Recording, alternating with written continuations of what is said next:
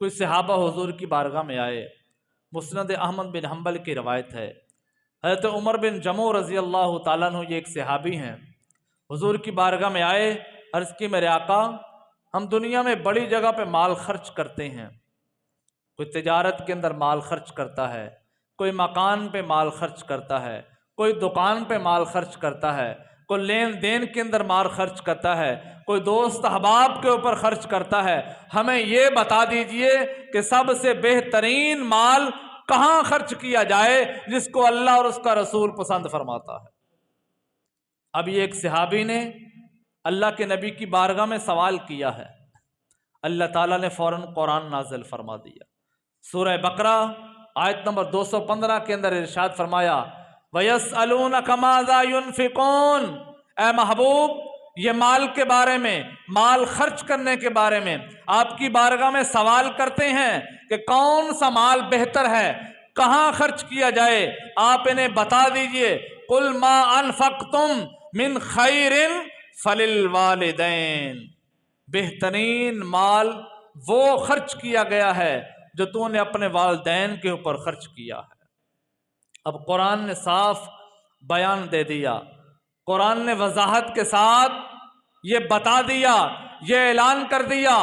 جہاں مرضی دنیا کے اندر مال خرچ کرو وہ بہتر نہیں ہے، بہتر مال وہ ہے جو تم اپنی ماں کے اوپر خرچ کرتے ہو یا اپنے باپ کے اوپر خرچ کرتے ہو۔ بہترین مال وہ ہے اگر تم اپنے باپ کو موسم کے حساب سے کپڑا لے کے دیتے ہو، جتنے پیسوں کا وہ کپڑا آیا، وہ سوٹ آیا ہے، قرآن کہتا ہے ما انفقتم من خیر فللوالدین، یہ تو نے بہترین مال خرچ کیا ہے۔ اگر تم ماں کی دوائی کے لیے اسے پیسے دیتے ہو،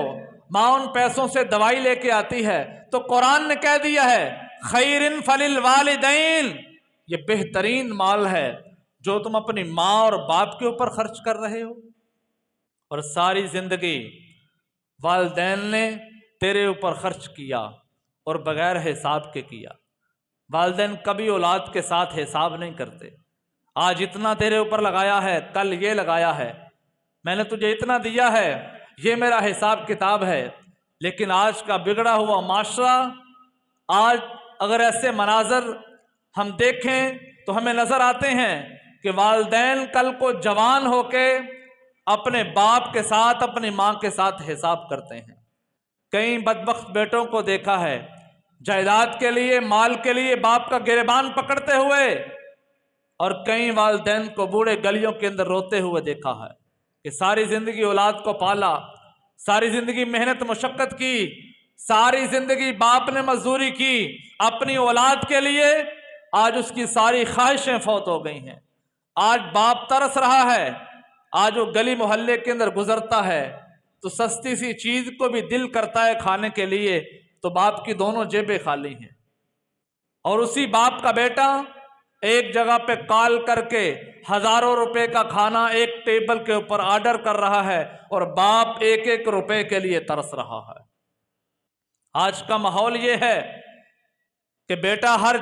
دن میں 2 مرتبہ اپنے کپڑے اور سوٹ اور بوٹ تبدیل کرتا ہے، اور باپ کے پاس سردی کے موسم کے لیے ایک سوٹ ہے اور وہ بھی بہترین نہیں ہے۔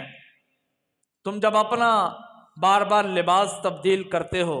کبھی تمہیں باپ کی یاد نہیں آئی؟ کبھی تمہارے دل کے اندر خیال نہیں آیا کہ یہ میرا وہ باپ ہے جس نے مجھے نسب دیا،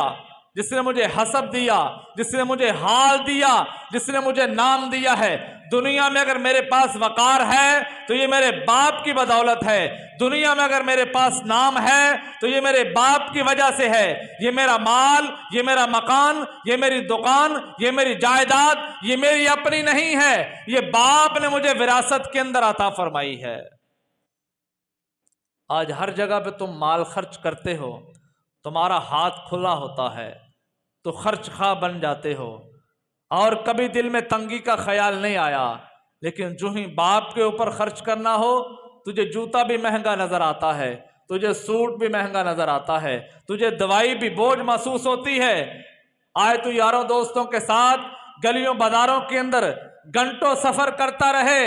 تو نے کبھی پرواہ نہیں سمجھی، نہ گرمی کے موسم کی، نہ سردی کے دنوں کی، لیکن جو ہی باپ یا ماں کے لیے تجھے سفر کرنا پڑ جائے تو تو کئی باتیں سناتا ہے۔ یہ والدین کا حق نہیں ہے، یہ والدین کا حق